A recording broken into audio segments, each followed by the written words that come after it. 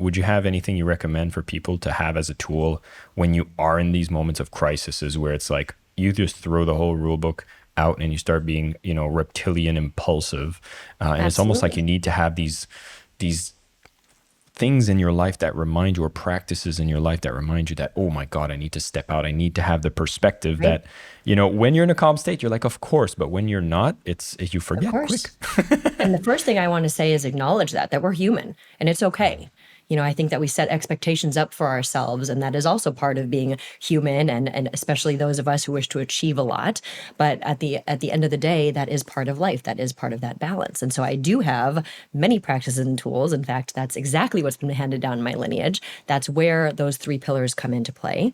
I also will extend a little bit about, actually, I'll start there because I just brought it up, the responding or reacting. So let's start there for a second, right? So what I was beginning to say, and then wanted to kind of sum it up for a moment there, is that I often will put, even visually, I'll feel, it's hard to put in words, but even those 2 words, I attach personally a feeling towards them. So when I'm in any situation and I'm standing in front of whatever, whether it's a person, a situation, I really will tell myself, all right, Jenelle, are you going to react to this or are you going to respond? And even the way I'm saying it is, I hope that people can feel or hear what I'm doing there, because we have to help ourselves. We have to have tools to, as you said, acknowledge and then be able to do something about it. So to me, reacting is based on emotion. Now, let me be very clear. We're human beings. It's so important to have emotion and feelings, no doubt about it. But when we let that run our lives, it can be exhausting. It can really throw off our health. It can throw off mind, body, and spirit, our health. And so when we recognize that, okay, here's the situation in front of us. Here's a very tangible practice that we can do. Why I teach movement as one of the pillars, and included in that movement is breath. Okay, so what I teach is Qigong. Maybe we'll get into this, maybe not, but for what it's worth, Qigong is the original breath work. It's the original form of any kind of movement as we know it, as far as I'm concerned, created 10,000 years ago by, the East Asian practitioners of medicine, movement, and mindset, basically.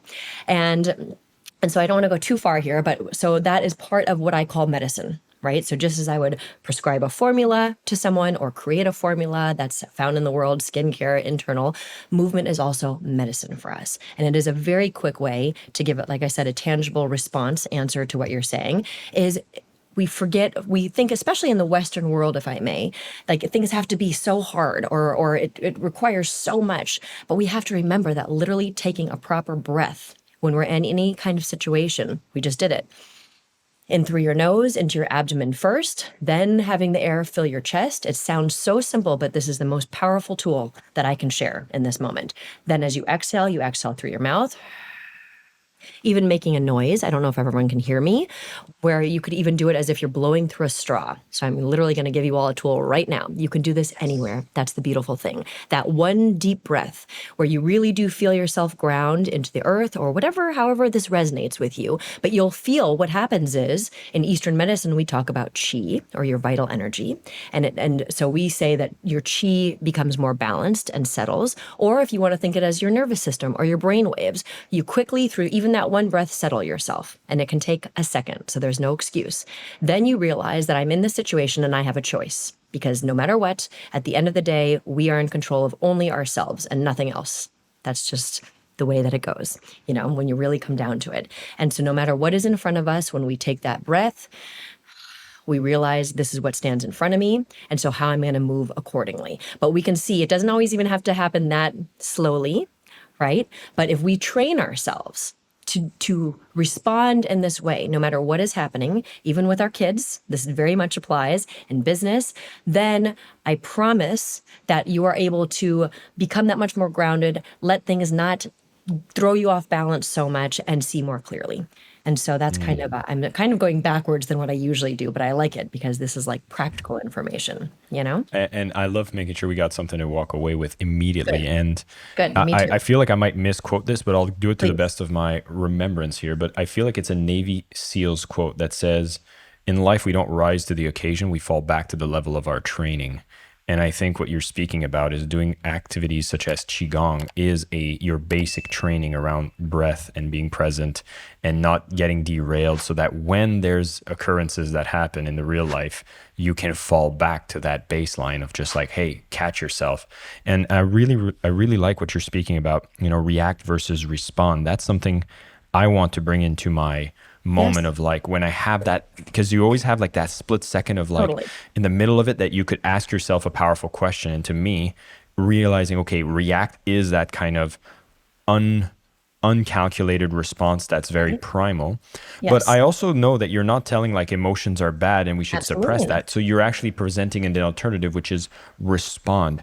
Could you speak more about what does a response look like and how different it is than a reaction? Absolutely. And part of what has been taught to us for literally thousands of years from these ancient masters and teachers coming from my lineage and otherwise is that they really do teach us that responding is all part of that balance. So, not to go too far into this, but like I said, all three of these pillars, every part of life really can come down to the way that I resonate and what I come from, the Tao.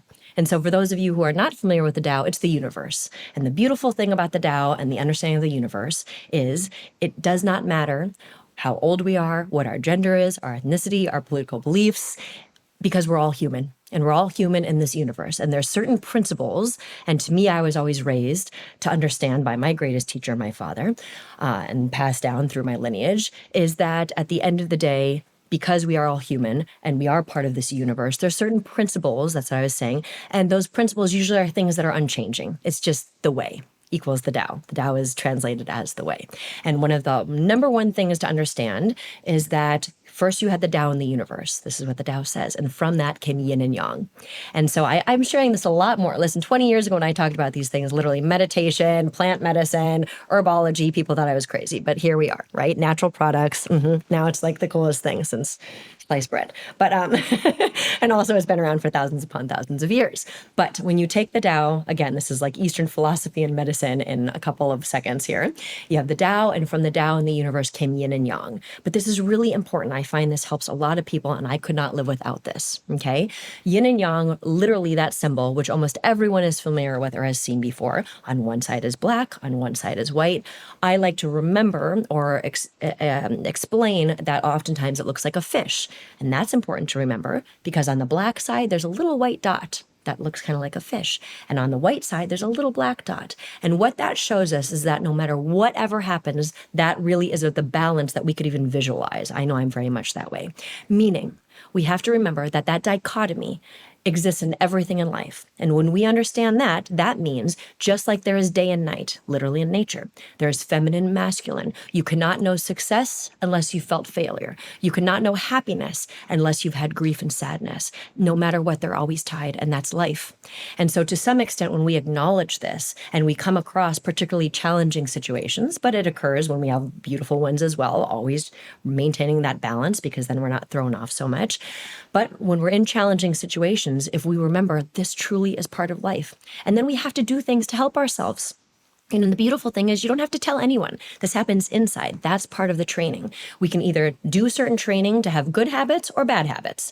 And when you go down one path or the other, and sometimes we'll get off track, but we push ourselves back on, know that the way that you go about things and your actions, your thoughts are literally going to make the life. That's how you cultivate life. Right. And remember one thing that, especially lately, for whatever reason, Jason, well, many reasons, I find myself saying that I'd like to share with everyone. And maybe next year there will be something different. But don't mean to make it sound pessimistic or daunting, but life is short. This is actually something that I didn't share yet. My greatest mentor, my father, passed away very unexpectedly 8 years ago. I was with him. It was one of the most challenging moments I will ever face in my entire life. But at this point, after about 8.5 years, I have found myself saying, which even I was shocked in the beginning, that it was one of the greatest gifts that he ever gave me. What a crazy thing to say. But one of the reasons why I say this and feel it so deeply is that because I truly walked with him, who shared all of these principles with me in the greatest way, that one moment you're here and one moment you're not. And so when you are in any kind of challenging situation at work, particularly when in relationships, right? Particularly with family or loved ones, like you just can't get over this conflict. I have found myself, especially lately, maybe with all the things happening in the world near the holidays right now, that it's so important for us. And I encourage everyone to take a moment, no matter what situation you're in, and ask yourself, does it really matter if I move along this way? Does it really matter for me to prove my point and fight with this person? Is it really important if I were to be gone tomorrow, that this very stressful situation at work, guess what? I still have my family. I'm still here with my loved ones. I'm still in this moment. How much am I going to let that affect my life? Because I am completely in control of that. And that's the way that I wish to kind of share that right now. And I do in my own personal life and what I've seen with thousands upon thousands of people in my life thus far, teaching these principles, it really makes a difference. It changes things because that is ultimately that perspective. That balance is always there. That dichotomy is always moving. Change is the only constant. Thank you so much for listening to the Selling with Love podcast. We have some previous episodes you can tune into right here. And if you prefer the short form content where you get to the point in under 10 minutes, we do have a ton of clips from our best episodes that are being shared on this channel as well. So pick which one supports you the most. And of course, thank you for liking, subscribing, and of course, selling with love.